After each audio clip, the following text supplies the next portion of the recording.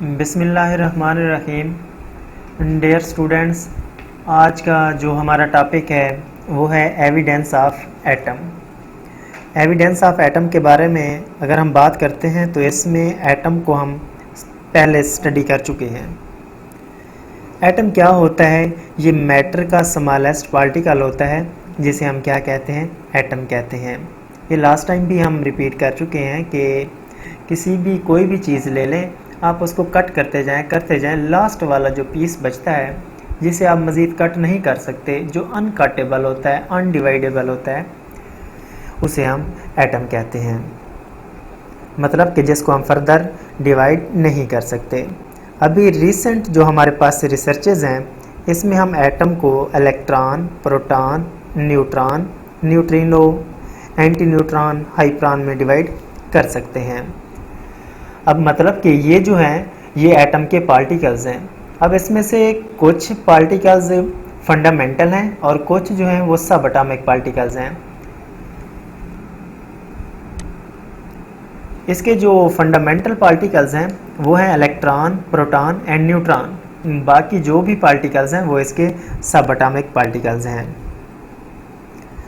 तो अब एविडेंस यानी कि हम ज़ाहिर करना चाह रहे हैं, देखना चाह रहे हैं कि एटम जो हमारे पास है वो किस तरह से है। बेसिकली हम इसको देख सकते हैं।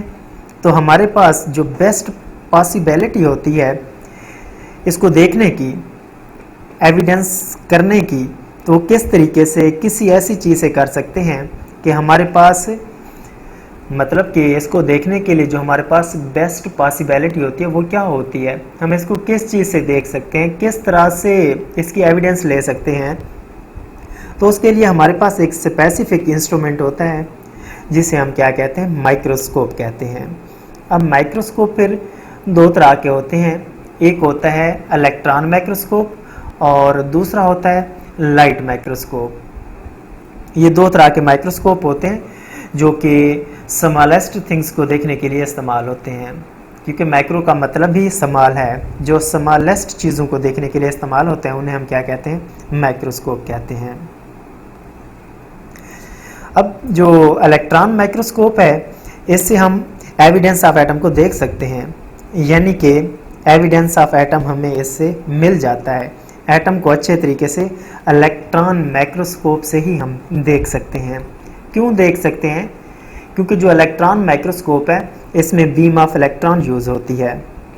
इसी तरह अगर हम उसकी लाइट माइक्रोस्कोप की बात करें तो जो लाइट माइक्रोस्कोप है उसमें विजिबल लाइट यूज़ होती है।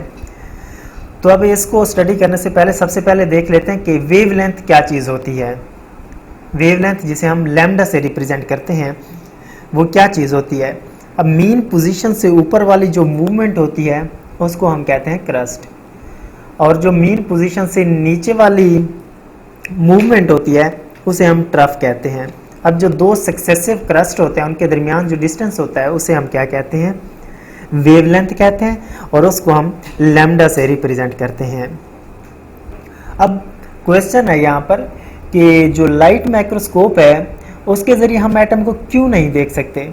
क्योंकि it is smaller than wavelength of visible light. उसकी जो वेवलेंथ होती है वो विजिबल लाइट से स्मॉलर होती है, जिसकी वजह से हम उसको ऑर्डिनरी माइक्रोस्कोप के ज़रिए नहीं देख सकते। और उसकी जो कैपेसिटी होती है, जो ऑर्डिनरी माइक्रोस्कोप है, ordinary microscope can measure up to or above 500 nanometre. वो 500 या उससे ऊपर वालों को मेजर कर सकता है। अब 1 नैनोमीटर किस चीज़ के इक्वल होता है? जो हमारे पास 1 नैनोमीटर होता है वो 10⁻⁻⁹ मीटर के इक्वल होता है। अब फिर वही क्वेश्चन कि जो ऑर्डिनरी माइक्रोस्कोप है उसके ज़रिए हम एटम को क्यों नहीं मेजर कर सकते? Because it is smaller than wavelength of visible light. A clear image of an atom can not be obtained because it is smaller than wavelength of visible. Electron microscope use करते हैं। Electron microscope क्यों use करते हैं? क्योंकि जो electron microscope है उसकी magnifying capacity ज़्यादा है। वो किसी भी चीज़ को 15 मिलियन टाइम्स मैग्नीफाई बड़ा करके दिखाता है। जो इलेक्ट्रॉन माइक्रोस्कोप होता है वो किसी भी चीज़ को 15 मिलियन टाइम्स मैग्नीफाई बड़ा करके दिखाता है। अब जो वेवलेंथ ऑफ इलेक्ट्रॉन माइक्रोस्कोप होती है वो बहुत ही छोटी होती है, तो हम कह सकते हैं कि wavelength of electron microscope is very small. मतलब कि इसके रास्ते में अगर कोई एटम आ जाए तो ये इसे डिटेक्ट करके बता देता है कि यहाँ पर एटम मौजूद है। आप इसकी एग्जांपल ऐसे ले लें कि आप जो एक स्पॉट लगाते हैं, एक फुल स्टॉप लगाते हैं, उसमें 2 मिलियन एटम होते हैं। आपको यहीं से अंदाज़ा हो जाएगा कि एक एटम का साइज़ कितना होता है। अगर हम इसी तरह 20वीं सेंचुरी की बात करें, 20वीं सेंचुरी में क्या हुआ था, बल्कि इससे पहले हम मैसेज ऑफ एटम को डिस्कस कर लेते हैं कि जो एटम का मैस होता है इसकी जो रेंज होती है वो होती है 10⁻⁻⁻27 kg से 10⁻⁻⁻25 kg तक। ये मैसेज ऑफ एटम की रेंज होती है। अब यहाँ पर एक चीज़ आ जाती है डायामीटर। डायामीटर क्या होता है? एक होता है डायामीटर से पहले हम रेडियस को देख लेते हैं कि रेडियस क्या होता है। सेंटर से सर्कल तक का जो फासला होता है उसे हम रेडियस कहते हैं। और जो डायामीटर होता है, अब एटम का रेडियस कैसे हमें मालूम होगा? एटम के सेंटर में होता है न्यूक्लियस और उसका जो सर्कल होता है वो होता है वैलेंस शेल। तो हम कह सकते हैं कि एटम के न्यूक्लियस और वैलेंस शेल के जो दरमियान फासला होता है उसे हम रेडियस कहते हैं। तो डायमीटर ऑफ एटम क्या होगा? एक सर्कल से दूसरे सर्कल तक का जो फासला होता है उसे हम कहते हैं डायमीटर।